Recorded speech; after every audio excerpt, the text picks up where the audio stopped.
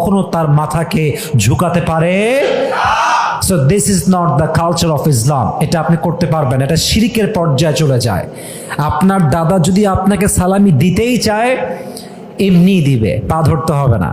এটা জাস্ট আমাদের tradition. We have to change this tradition, we have to change our culture. এটা আমাদেরকে change করতে হবে। অতএব সবাইকে আমি অ্যালার্ট করছি, পা ধরে সালাম করবেন না, এটা ইসলামে জায়েজ নেই। আপনি সালাম দিবেন আসসালামু আলাইকুম ওয়া রাহমাতুল্লাহি ওয়া বারাকাতুহু। সবচেয়ে বেশি ঈদ মোবারক।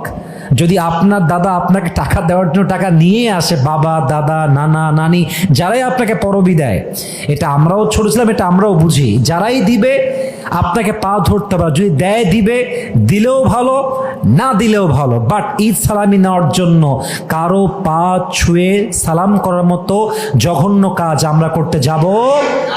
আল্লাহ আমাদের সবাইকে বোঝার তৌফিক দান করুক। আমরা সকলে মন খুলে পড়ছি আমিন। ওয়া আখির দাওয়ানা আনিল